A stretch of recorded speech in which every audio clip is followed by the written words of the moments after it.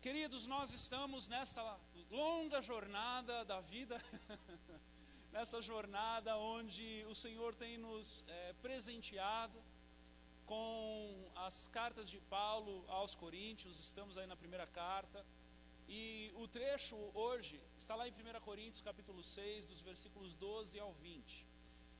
Temos trilhado um caminho de amadurecimento, um caminho onde o Senhor tem se revelado para nós por meio da sua palavra, de um jeito muito preciso e peculiar.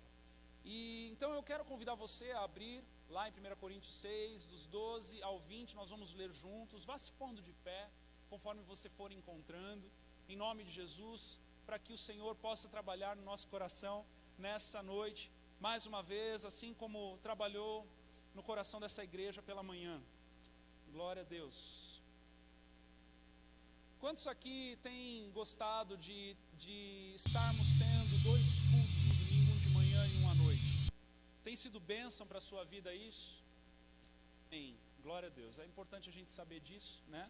Porque nós temos uma grande quantidade de voluntários aí, e eu quero desafiar você, se você por acaso não é um voluntário de alguma parte do culto, de algum departamento, fale com o teu líder de em casa, pergunte se está precisando de alguma coisa. Nós sempre precisamos de algo, né?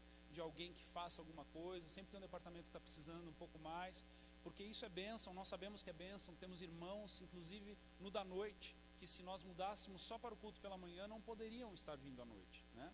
Então, não poderiam estar indo pela manhã. Então, isso é bênção. Glória a Deus. Sem delongas, vamos ler a palavra de Deus, porque há algo muito especial da parte dele para nós hoje. 1 Coríntios 6, versículo 12, diz assim: tudo me é permitido, mas nem tudo convém. Tudo me é permitido, mas eu não deixarei que nada me domine. Os alimentos foram feitos para o estômago e o estômago para os alimentos, mas Deus destruirá ambos.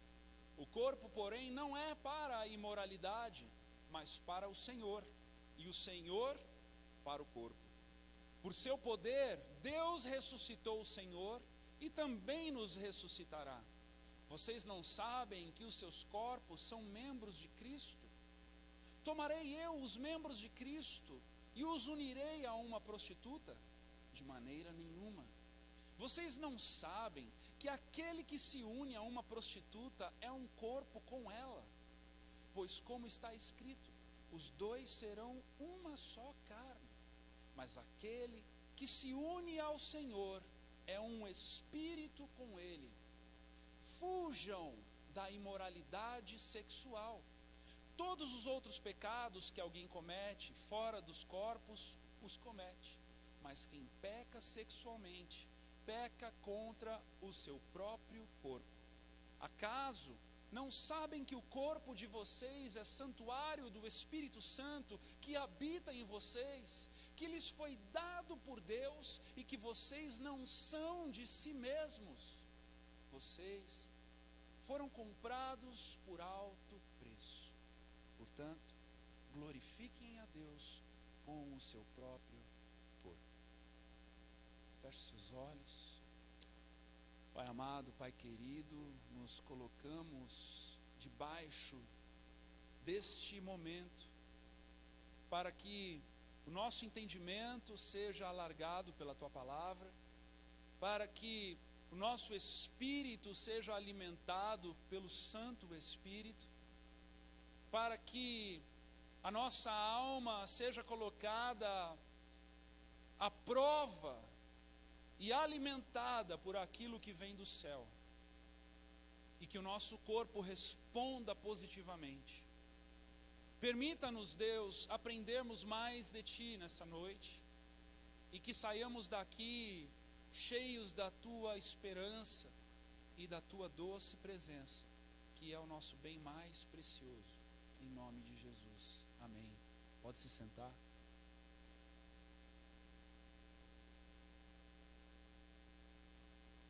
Amados, antes de nós entrarmos no primeiro versículo, versículo 12, Precisamos entender que Paulo está aqui trabalhando um assunto, ele está trabalhando um contexto, e ainda que ele dê algumas pinceladas de alguns ensinamentos que podem servir para tantas outras coisas, precisamos entender algo com muita profundidade, para começarmos a trabalhar nesse texto. Se nós voltarmos 2 versículos, lá no versículo 10 do capítulo 6, vai dizer assim: nem ladrões, nem avarentos, nem alcoólatras, nem caluniadores, nem trapaceiros herdarão o reino de Deus. Assim foram alguns de vocês, mas vocês foram lavados, foram santificados e foram justificados no nome do Senhor Jesus Cristo e no Espírito de nosso Deus. Quando lemos agora, tudo me é permitido, mas nem tudo convém. Tudo me é permitido, mas eu não deixarei que nada me domine. Nós, tirando destes outros textos, parece que Paulo está tentando fazer uso de uma autonomia ou de um poder que habita em nós, por nós mesmos, para vivermos de tal forma que agrade ao Senhor.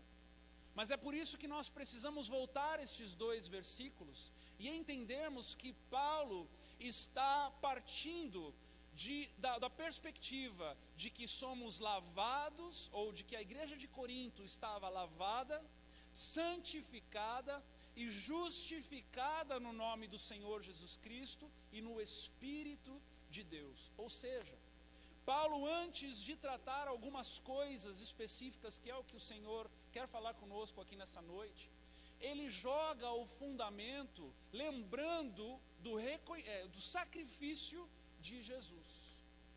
Ele reconhece esse sacrifício, que se não fosse esse sacrifício, nós, ainda que fôssemos as melhores pessoas do mundo, permaneceríamos inaptos para nos aproximarmos de Deus. Amém?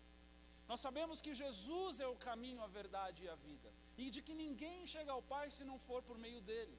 Nós sabemos que Jesus foi quem pavimentou o acesso a Deus. Foi Jesus que restaurou por um sacrifício que foi uma vez por todas oferecida. É o que o texto lá em Hebreus capítulo 10, versículo 8 em diante vai dizer para nós. Onde o escritor de Hebreus diz assim: primeiro lhe disse, sacrifícios, ofertas, holocaustos e ofertas pelo pecado não quiseste, nem deles te agradaste, os quais eram feitos conforme a lei. Ele está falando lá do passado. Então acrescentou, aqui estou, vim para fazer a tua vontade. Ele cancela o primeiro Adão, o primeiro sacrifício, para estabelecer o segundo.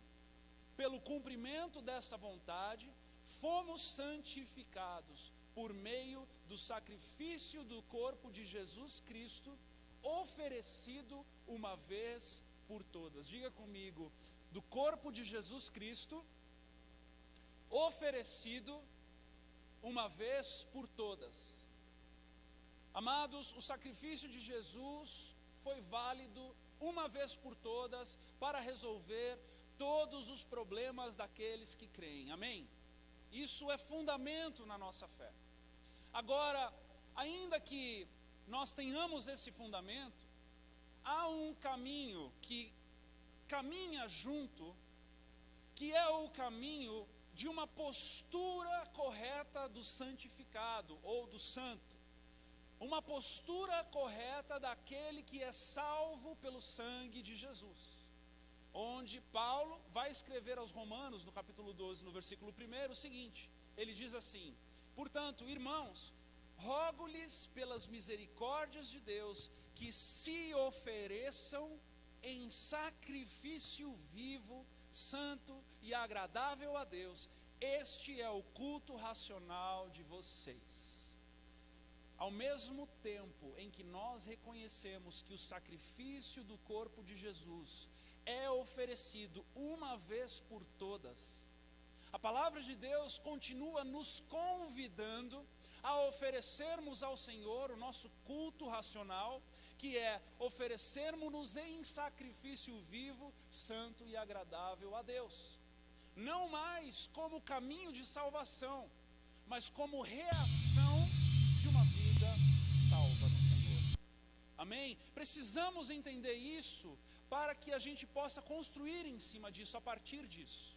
Há uma grande confusão no meio do cristianismo mediante a este assunto, porque nós viemos de uma cultura religiosa que é a maior no meio da nossa nação brasileira, onde a salvação ela está atrelada às obras, ou seja, eu sou uma boa pessoa até o fim, e o dia em que eu morrer, então, se eu receber uma extrema-unção, ou se eu receber algo ali, naquele momento, naquele tempo oportuno, talvez então eu seja salvo ou não.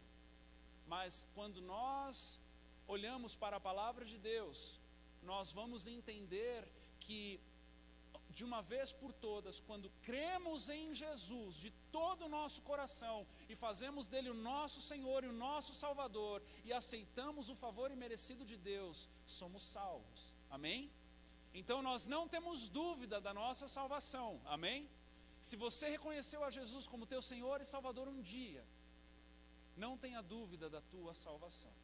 Agora, voltando aqui, a consequência disso, a partir disso, eu vou seguir o Mestre e vou fazer exatamente o que ele fez. O quê? Oferecer a minha vida em sacrifício vivo. Não agora para acessar ao céu, mas agora para ser um seguidor de Cristo. Amém? Estamos em paz com isso? Queridos, isso é muito importante para a gente não só entender essa palavra que o Senhor quer nos dar nessa noite, como também a nossa jornada cristã, né? Nós não devemos viver uma vida na fé baseada no medo. Não devemos viver uma vida na fé baseada na opressão. A nossa vida na fé, ela é fundamentada no relacionamento com Deus. E é um relacionamento de amor, é um relacionamento de intimidade, é um relacionamento onde nós vamos conhecendo Ele cada vez mais, por conhecê-lo e amá-lo ainda mais, vamos buscando agradá-lo. E isso é muito fundamental para a nossa vida. Pois bem, voltando agora para o versículo 12, onde nós vamos começar a mensagem hoje, nós encontramos o seguinte: os gregos dizem, tudo me é permitido. Mas Paulo diz, nem tudo convém. Os gregos dizem, tudo me é permitido. Mas Paulo diz, eu não deixarei que nada me domine. Paulo poderia, num momento de fervor na sua carta, de admoestação na sua carta, começar com uma série de regras, com uma série de lembranças daquilo que pode e não pode. Mas, pelo contrário, parece que Paulo não vai por esse caminho e ele diz, olha, nem tudo me faria bem. Porque o processo do amadurecimento na vida cristã, preste atenção nisso, não é um processo de pode e não pode, mas é um processo de discernir as coisas. É um processo de discernir aquilo que convém, aquilo que faz bem, aquilo que não faz bem. É um processo de ver o que aquilo pode produzir. Sabe, eu me lembro de uma vez em que meus primeiros empregos, eu era auxiliar administrativo financeiro de uma escola de educação por princípios lá em São Paulo. E eu me lembro, eu recebia as mensalidades dos pais daquelas crianças que estudavam naquela escola. E uma vez eu estava recebendo a mensalidade de um dos pais que era pastor de uma igreja lá em São Paulo. E conversa vai, conversa vem, a gente conversando a respeito das coisas, de louvor, adoração. Eu naquela época tinha os meus 16 anos e fazia parte do louvor da igreja, onde sediava a escola em que eu trabalhava. E conversa vai, conversa vem, e ele falou, olha, lá na minha igreja nós não temos bateria. E eu falei, ué, mas por que, pastor? Por que não tem bateria lá na igreja? Ele falou, porque, sabe, a Bíblia vai descrever Satanás como um ser com instrumentos percursivos no seu corpo. E também, todos os bateristas que eu conheci eram rebeldes. E aí, eu com 16 anos, né, na minha cabeça de 16 anos, ouvindo aquilo, meio que até tinha que tomar cuidado para não ser desrespeitoso, né, aquela fase, eu ainda estava num processo de conversão, não era um garoto de Deus, assim, sabe, aquele garoto de Deus, que a mãe de filha olha para o menino e fala, ai, que bênção seria se casasse. Deus não é, mas não é. E aí, né, naquele menino, eu estava naquela fase, menino, cheio de espinha, né, aquela coisa bonita, meu Deus. E aí, eu olhei para aquele pastor e fiquei ali pensando, e nunca mais me esqueci dessa conversa. Porque algo que aparentemente era tão resolvido no meu coração, de repente ouvi uma opinião tão divergente, né? Uma opinião que aparentemente estava atrelada a uma experiência.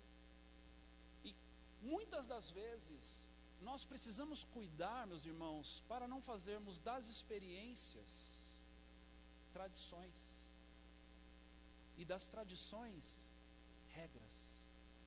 Porque quando nós trilhamos esse caminho das experiências para as tradições e das tradições para as regras, nós ficamos cegos para a palavra de Deus. Nós deixamos de olhar para a palavra de Deus como o prumo que alinha a nossa vida, como o prumo que define o caminho de maturidade da nossa jornada cristã. E é exatamente isso que Paulo está falando e está tratando ali com os gregos. Ele está dizendo, olha, nem tudo me faria bem. Parece uma resposta simples, mas ela é muito mais profunda do que parece. Porque ele está dizendo àqueles irmãos que eles precisam amadurecer no Senhor, no conhecer da palavra, na jornada de ouvir ao Senhor, para que o seu senso de justiça, para que o seu padrão de julgamento para com as coisas da vida, possam não destoar mais da palavra, mas agora se alinharem com aquilo que ela quer dizer para nós. Assim como os gregos diziam, tudo me é permitido, ele também vai dizer, eu não deixarei que nada me domine. Porque Paulo sabia que ele havia abandonado uma vida de escravidão no pecado. E ele não queria também tornar-se novamente escravo daquilo que ele antes era. Ou seja, no mesmo entendimento também, Paulo está dizendo, olha, não vamos criar as regras para cairmos na religiosidade, como também não vamos usar da liberdade para construir uma libertinagem. Entende? Aqui é o outro lado da moeda. Aqui é o momento onde Paulo também vai dizer, olha, não abuse dessa liberdade, porque essa liberdade, ela tem o seu caminho, ela tem a sua forma, ela tem o seu modelo. Porque a partir do momento em que eu abuso dessa liberdade, eu vou me tornar irreverente, eu vou abandonar a minha vida piedosa, e eu vou então entrar numa libertinagem. Você já viu a história daquele irmão que abdica da bebida alcoólica, e aí ele conhece a palavra de Deus até um certo ponto, e de repente ele encontra lá na palavra de Deus que Deus não proíbe o homem de beber a bebida alcoólica, mas ele diz, olha, que o homem não seja dado ao vinho. E aí ele toma esta liberdade, e ele então se esquece que um dia ele já teve problema com o alcoolismo, e ele volta para uma primeira taça de vinho, para uma segunda taça de vinho, o vinho volta a ser cerveja, e a cerveja daqui a pouco o faz de novo um alcoólatra, porque ele abusou de uma liberdade que o Senhor havia o convidado para viver numa sensatez e numa maturidade para discernir as coisas. Porque, meus irmãos, quando nós nos inclinamos a discernir o Senhor e conhecer o Senhor faz questão de que nós também nos conheçamos. E essa jornada é uma jornada que faz com que a gente olhe cada vez mais para o céu, mas que também reflete a nós e nos torna conhecidos para nós mesmos. E neste processo de amadurecimento, nós precisamos entender que nem a religiosidade e nem a libertinagem devem ser a fuga da maturidade que eu e você precisamos trilhar. Paulo começa aqui tratando desse assunto de maturidade. De maturidade. Assim como também no versículo 13 ele continua dizendo: vocês gregos dizem, os alimentos foram feitos para o estômago e o estômago para os alimentos. Mas Deus destruirá ambos. O corpo, porém, não é para a imoralidade, mas para o Senhor, e o Senhor para o corpo. Veja só, Paulo está dizendo: vocês falam que o estômago é para os alimentos, e os alimentos são para o estômago. Ou seja, vocês vivem uma vida em que a fome é quem governa, em que os desejos é o que governam, em que os prazeres, as vontades, as tendências governam vocês. Mas eu digo para vocês, o corpo é para o Senhor, e o Senhor é para o corpo. Paulo está trabalhando num contexto gnóstico ali. O gnosticismo foi uma praga inserida no meio do cristianismo, e nós encontramos vestígios dela até hoje no meio de nós. O gnosticismo acreditava de que o corpo era um elemento e o espírito era outro, e eles não se misturavam. Então, se eu fosse um gnóstico cristão na época, eu entendia que eu poderia ir para um culto, ter a minha espiritualidade, o meu momento de arrebatamento, o meu momento de epifania, o meu momento de sobrenatural no Senhor, mas quando aquilo acabava, eu voltava para o meu corpo e eu vivia a minha vida satisfazendo os meus desejos e os meus prazeres. Como que se uma coisa fosse uma coisa, outra coisa fosse outra coisa. Será que isso não tem um paralelo muito parecido em tantas vezes no meio de nós? Mas o Senhor nos convida, Paulo está alertando a igreja de Corinto, o Senhor está nos convidando nessa noite a entendermos que tudo que nós fazemos, tudo aquilo que o nosso corpo é capaz de articular, é para a glória de Deus, deve ser para a glória de Deus. Não é a fome que governa o cristão maduro, mas é Deus, é o temor ao Senhor, é o zelo pela sua casa. Nós já vamos chegar lá. Como Paulo então alertava, e como Paulo então fazia consigo mesmo? Ele vai dizer lá no capítulo 9 nessa carta, no versículo 24 em diante, ele diz assim: vocês não sabem de que todos os que correm no estádio, apenas um ganha o prêmio? Corram de tal modo que alcancem o prêmio. Todos os que competem nos jogos se submetem a um treinamento rigoroso para obter uma coroa que logo perece. Mas nós o fazemos para ganhar uma coroa que dura para sempre. Tem alguém aqui? Sendo assim, não corro como quem corre sem alvo, e não luto como quem esmurra o ar, mas olha o que ele faz com o corpo dele agora: esmurro o meu corpo e faço dele meu escravo, para que depois de ter pregado a outros, eu mesmo não venha a ser reprovado. Paulo esmurra o seu corpo, submete o seu corpo à sua fé de consciência, fazendo do seu corpo escravo. Sabe por quê? Porque ele sabia que como ele lidava com o seu corpo, refletia a sua fé. E este é o chamado para nós nessa noite. Como nós lidamos com o nosso corpo, reflete a nossa fé. Eu quero ser lembrado, na minha velhice, ter na memória os meus desgastes para a glória de Deus.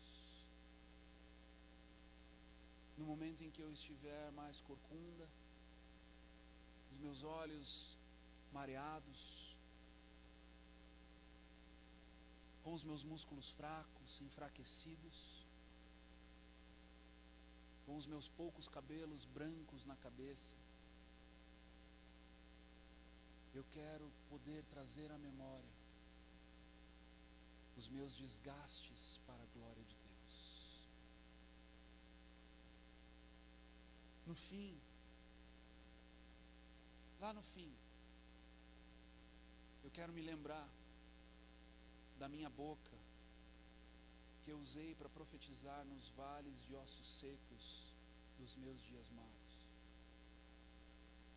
Eu quero me lembrar dos meus ouvidos que se portaram prontamente para receber a admoestação. Eu quero me lembrar dos meus braços arranhados nas telhas pelas vezes que eu desci os meus amigos na maca até Jesus.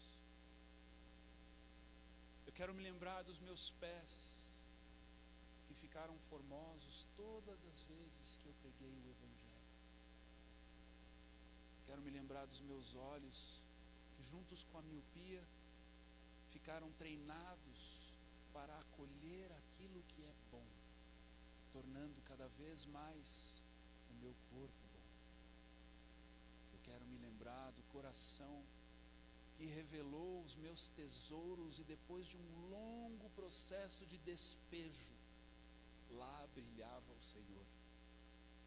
Eu quero me lembrar dos meus joelhos vacilantes, que aceitaram a disciplina e que fizeram da palavra de Deus o seu andador. Me lembrar também dos fios de cabelo que acolheram a sabedoria no fim, uns abandonando o posto da altivez e outros ficando esbranquiçados, como quem no meio das trincheiras levanta a bandeira branca, reconhecendo a sua impotência estratégica. Eu desejo isso para mim, mas eu desejo isso para você também. Eu desejo do fundo do meu coração que nos teus últimos dias você possa se lembrar da tua bela coleção de desgastes do seu corpo para a glória de Deus. Todas as vezes que você fez do seu corpo cooperador da sua fé e que você não o separava, dando os alimentos dos seus deleites e dos seus prazeres na desculpa de que a carne é fraca, mas que você se esmurrou ao longo dos anos e que você o colocou debaixo de uma rédea da fé e que você fez valer os seus dias, que você fez valer os seus esforços, que você fez valer os seus sacrifícios, dizendo: o meu corpo é para o Senhor e o meu Senhor é para o meu corpo. Dizem por aí: meu corpo, minhas regras. Não há um discurso mais gnóstico do que esse, de tentar separar uma coisa que Deus não separa. Paulo vai dizer que Jesus se manifesta de corpo ressurreto antes de ser assunto aos céus, justamente para trazer a memória de que o corpo também é propriedade de Deus. Só que não qualquer propriedade. Não qualquer propriedade como aquela que a gente diz é carcaça, velha e morosa. Ah, como eu gostaria que eu e você pudéssemos voltar ao tempo, passarmos um dia no templo do Senhor, construído por Salomão, talvez, ou no tabernáculo, no deserto, podendo olhar todo o procedimento, todo o zelo, todo o cuidado, seja da construção, seja da montagem, seja da manutenção do átrio, do santo lugar, do santíssimo lugar, de todos os elementos que compunham para que a presença do Deus pudesse ser manifesta. E daí voltássemos dessa viagem do tempo e pudéssemos então fazer uma profunda reflexão do que e do como nós estamos tratando, de que forma nós estamos tratando este novo templo que Jesus disse que destruiria e reconstruiria em 3 dias. Esse templo, meus irmãos, que outrora foi construído de forma detalhada, precisa. Podemos acompanhar isso no livro de Números, em Levíticos, nos seus procedimentos. Precisaríamos de um grande paralelo para olharmos para nós mesmos de novo e valorizarmos este corpo que agora é a habitação do Deus vivo. Um lugar que antes era zelado, de principal acesso, um lugar que antes só pessoas escolhidas se adentravam, um lugar que antes era o centro de todo o contexto judaico, o único lugar em que se podia orar, o único lugar em que se poderia fazer um sacrifício. Agora somos eu e você.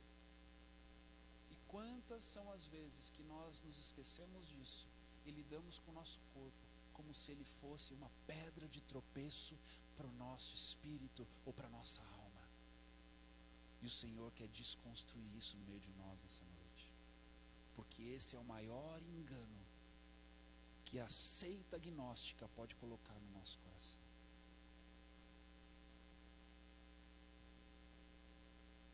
É no manejar da vida ordinária. É como eu decido viver a vida, com quem eu desejo falar, os lugares em que eu decido pisar, as conversas que eu dou a escolha do ouvir, os tipos de coisas que eu decido assistir, o padrão de vida que eu levo é diretamente ligado como um reflexo de como eu olho para o meu corpo como templo do Espírito Santo. A forma em que eu conduzo, os lugares em que eu vou, as conversas que eu tenho, os lugares em que eu piso, as coisas pelas quais eu decido me prostrar e pelas quais eu decido não me prostrar, está diretamente ligado ao meu reconhecimento de que sou o templo do Senhor. Às vezes caímos até no erro de darmos mais valor para essas 4 paredes do que para nós mesmos. E o Senhor está clamando nessa noite para aqueles que possam ouvir e discernir esse entendimento e voltar os seus caminhos para Ele, para que nós possamos viver uma vida que o agrade, não só no entendimento do singular, mas também do coletivo. Versículo 15: vocês não sabem que os seus corpos são membros de Cristo? Tomarei eu os membros de Cristo e os unirei a uma prostituta? De maneira nenhuma. Vocês não sabem que aquele que se une a uma prostituta é um corpo com ela? Pois, como está escrito, os dois serão uma só carne. Mas aquele que se une ao Senhor é um espírito com Ele. Meus irmãos, em Corinto, um dos maiores templos gregos era o templo de Afrodite. O templo de Afrodite, os historiadores vão descrever, dizer que haviam mais ou menos por volta de 1000 mulheres prostitutas que se colocavam nas portas do templo, se colocavam dentro do templo, e os homens, para adorarem a deusa Afrodite, elas iam lá, eles pagavam um preço e se deitavam com essas mulheres, e no ato sexual, ali eles estavam cultuando a Afrodite. Veja que situação, veja que pano de fundo é que a igreja de Cristo foi ser estabelecida naquela cidade. Por um lado nós tínhamos os judeus da dispersão, judeus que seguiam a Torá, que adoravam a Deus Yahvé, que estavam buscando viver ali nas 613 leis, debaixo do entendimento em que eles tinham. No outro lado nós tínhamos os gregos com todos os seus deuses mitológicos, onde tudo era Deus, tudo aquilo que era da natureza tinha um nome, tinha um culto, tinha uma adoração.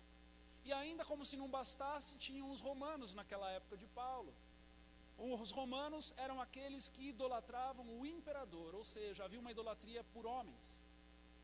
Veja o contexto, né? E isso tem um nome, é o sincretismo, quando se mistura um monte de coisa numa panela só, né? Às vezes um bom exemplo disso é aquela comida japonesa que você faz em casa com frequência, o famoso soborô.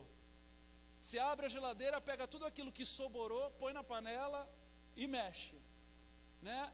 E ali eles estavam vivendo esse contexto. E aí de repente, a fé é estabelecida naquele lugar, irmãos começam a nascer, pessoas começam a seguir a Jesus. Veja o que Paulo está lidando aqui, é muito daquilo que nós temos no nosso meio, porque nós vivemos uma fé muito parecida nessa misturaiada toda. Nós vivemos numa fé que ela é uma mistura católica, apostólica, romana, com um pouco de pitada de espiritismo, com uma pitada de afrodescendente, de fé afrodescendente, com uma pitada de um pouquinho daquilo e daquilo outro. E deixa eu te dar uma notícia, talvez você não fique feliz com isso, mas eu preciso abrir os teus olhos, amém? Quando nós nos achegamos à igreja, e começamos a crer em Jesus e a crer no Senhor Deus Todo-Poderoso, preste atenção no que eu vou lhe dizer. A tua fé é uma fé sincrética, é uma fé misturada, é uma fé que você pegou pitadas do teu histórico, daquilo que você acredita, com aquilo que falaram para você, com as experiências de sobrenatural que você teve, você juntou tudo isso numa mala, e nessa mala tem o título fé, é a tua fé, e você vem para a igreja com isso. E você tem as tuas expectativas dessa tua fé, e você vai vivenciando aquilo que o Senhor vai aos poucos, se você se permitir, viver um detox da tua fé. Você vai aos poucos sintonizando a fé das tuas experiências com a fé da palavra de Deus. Olha que coisa mais linda. É por isso que a gente sempre fala da vida rítmica, de vir aos cultos todos os domingos, de ler a palavra todos os dias, de criar um ritmo. Por quê? Porque este processo de detox é valiosíssimo, porque quanto mais você se depara com o Deus da palavra de Deus, quanto mais você se depara com o Jesus dos evangelhos, quanto mais você se depara com aquilo que é a boca de Deus, mais você vai deixando de lado as tuas experiências sincréticas, o teu histórico de religião, e vai se convertendo ao cristianismo puro e simples. E é isso que Paulo está falando aos coríntios. Paulo está trazendo para eles num alerta, dizendo: meus irmãos, o que vocês estão vivendo é um balaio de gato. O que vocês estão vivendo é uma misturaiada toda. Vocês precisam entender que há um caminho, e esse caminho é o da maturidade. Este caminho é o do discernir as coisas. Este caminho é o caminho onde você vai fazer valer a tua confissão, vivendo uma vida em conhecer a Deus mais e mais. Porque a vida cristã, ela não é uma confissão. Ela pode começar em uma confissão, mas ela termina num relacionamento. E um relacionamento de intimidade. Para que daí a confissão seja cada vez mais abrilhantada, seja cada vez mais clara, seja cada vez mais verdadeira, seja cada vez mais intensa. Entendem, queridos? É uma vida processual em conhecer a Deus. E aí aqui nesse ambiente todo, agora Paulo vai ser mais específico e vai falar da imoralidade sexual. Versículo 18 ele começa dizendo: fujam da imoralidade sexual. Ele não diz resistam, ele não diz aprendam a viver na imoralidade, mas ele diz fujam da imoralidade sexual. Todos os outros pecados que alguém comete fora do corpo, os comete, mas quem peca sexualmente, peca contra o seu próprio corpo.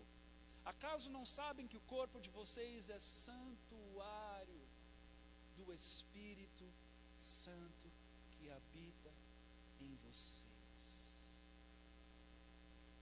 Que lhes foi dado por Deus. E que vocês não são de si mesmos. O meu corpo não é mais meu.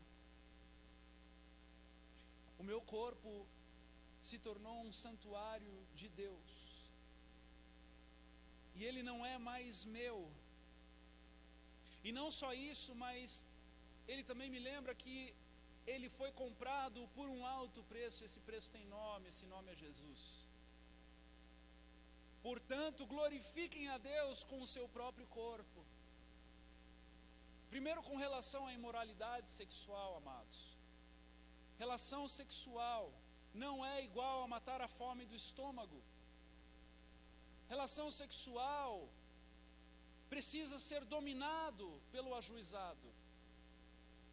O ajuizado, o Filho de Deus, que entende que o seu corpo é templo do Espírito Santo, não vai mais matar a fome dos seus desejos nas relações ilícitas. Porque toda relação sexual fora do casamento é degradante e é incasta, é pecado. Isso não é coisa de velho, é coisa de crente. Amém? Relação sexual fora do casamento é pecado, meus irmãos. É pecado, desagrada ao Senhor. Mas pastor, nós estamos em pleno século 21. Sim, mas a palavra de Deus não muda e ela permanece para sempre. Deixa eu dizer mais quanto à imoralidade sexual. Toda brincadeira erótica é violação do templo do Espírito Santo. Cuidado, cuidado, cuidado, cuidado, cuidado com aquilo que você assiste. Lá em casa a gente tem o costume de assistir filmes leves. De 12 anos a gente usa PG-12 para nós. De vez em quando a gente ousa para um de 14 e sempre dá BO, né? Aí quando aparece alguma cena sexual, lá em casa é tranquilo, é normal, eu já baixo a cabeça, olho para o lado, olho para a Ju. Eu não fico com aquela curiosidade, deixa eu ver como é que é. Geralmente a gente desliga ou passa para frente. Por quê? Porque, meus amados, eu amo a minha esposa, e eu amo a aliança que eu tenho com ela, que está firmada e fundamentada no Senhor. E todas as vezes que eu estiver com ela, eu não vou querer ficar me lembrando de outras coisas, não. Ouviram, homens? Né? Mas essa relação, ela é uma relação aprovada pelo Senhor. Por quê? Porque nós estamos casados. E quem não está casado? Que case ou que viva em celibato. Que case ou que viva em celibato. Ah, mas nós já temos filhos e não estamos casados. Então casa. Por quê? Porque Deus deseja que seja assim. O Senhor traçou um caminho. E essa maturidade, meus irmãos, que nós precisamos viver, é uma maturidade fundamentada de que somos santuário do Espírito Santo. Sabe, exagerando um pouco, eu acho que quando cai essa ficha, até a nossa postura de andar muda. Imagina você ser um portador da presença de Deus, um embaixador em Cristo Jesus. Por onde você vai, com quem você fala, como você age, como você reage, está ali evidenciando uma fé comprometida com o corpo ou uma fé descomprometida com o corpo. E o Senhor nessa noite está nos lembrando que fomos comprados com alto preço e devemos glorificar a Deus. Ou seja, como eu lido com o meu corpo reflete a minha fé. Quero chamar o pessoal do louvor aqui, já num momento indo para o fim. E eu quero dizer a você que essa palavra é uma palavra que está no coração de Deus. Essa palavra é uma palavra que requer de nós uma postura.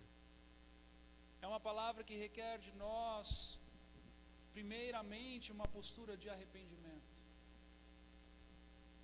Porque todos nós, em alguma área, estamos desdenhando de que somos templo de Deus. Todos nós, em alguma área com o nosso corpo, estamos sendo desleixados. Todos nós, em alguma área com o nosso corpo, precisamos nos alinhar com o Senhor. A palavra, ela foi muito com o viés da imoralidade sexual, porque Paulo estava tratando aqui também sobre isso. Mas quando eu e você entendemos essa amplitude de sermos o templo de Deus, santuário do Espírito Santo, em alguma área nós vamos deixar a desejar. Às vezes é na preguiça de acordar mais cedo para um devocional de verdade. Às vezes é num seriado que você está assistindo e você sabe que aquilo é degradante, aquilo cheira mal, mas você continua assistindo como se você não estivesse nem aí, ou como se aquilo miraculosamente não lhe faria mal. Talvez seja numa roda de conversas onde você permite que os teus ouvidos se deem para qualquer tipo de comentário, qualquer tipo de conversa. Paulo não está aqui colocando regras de pode e não pode, meus irmãos. Paulo está aqui dizendo: amadureçam, cresçam na intimidade com Deus, e o próprio Espírito revelará aquilo que você precisa fazer de diferente. É o que Paulo está dizendo. Às vezes para nós pastores, em amor, em desejo de vê-lo prosperar e seguir os melhores caminhos de Deus, somos tentados a colocarmos pode e não pode para vocês. Mas agora com essa palavra, o que é que eu posso fazer? A não ser estimular você a um amadurecimento genuíno. Aquilo que a palavra diz, faça e não faça, nós pregamos. Mas aquilo que a palavra nos pede e nos diz, amadureça, precisamos amadurecer. É bem mais difícil. É um processo, às vezes, com certeza, muito mais longo. Um ou outro parece que aceita Jesus como Senhor e Salvador, cai em umas fichas que parece que você nem acredita, e a pessoa, ela passa por uma transformação imediata, meio que quase assustadora, e ela deslancha, abandona tudo de uma vez por todas e vai servir ao Senhor de uma forma incrível. Outros de nós, às vezes dá até uma tristeza, porque parece que passa ano, vem ano, e a gente fica naquele pântano, naquele lamaçal, naquele lugar que a hora que eu consigo limpar uma perna, a outra afundou mais um pouco, aí para desafundar a outra eu tenho que botar a perna limpa de novo, eu levanto a outra. E a gente que pastoreia, que discipula, chora junto. A gente que pastoreia, discipula, quer às vezes pegar pelo colarinho e arrancar o cara de lá, sai daqui, meu irmão. Mas parece que às vezes nem Deus deixa. Ele fala, ele precisa amadurecer por ele mesmo, porque senão vai ser só temporário. Daqui a pouco ele está limpo, bonito, porque você deu banho nele, e ele volta para lá de novo, no mesmo jeitinho que ele estava antes.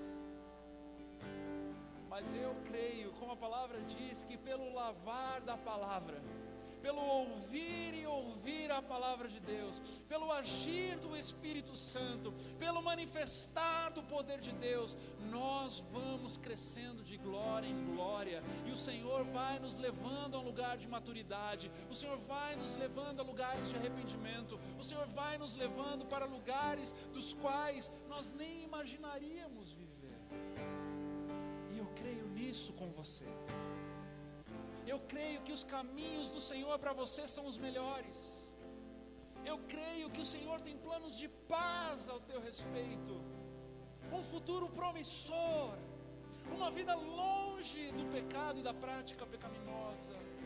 Eu creio que estes dias estão às portas da tua vida. Se você quer crer comigo, porque não basta só eu crer. Se você quer amadurecer comigo, se você quer mais do Senhor, se você quer uma vida sincera, transparente, genuína, onde o corpo reflete a fé, eu quero convidar você então a ficar de pé, para nós orarmos juntos nessa noite.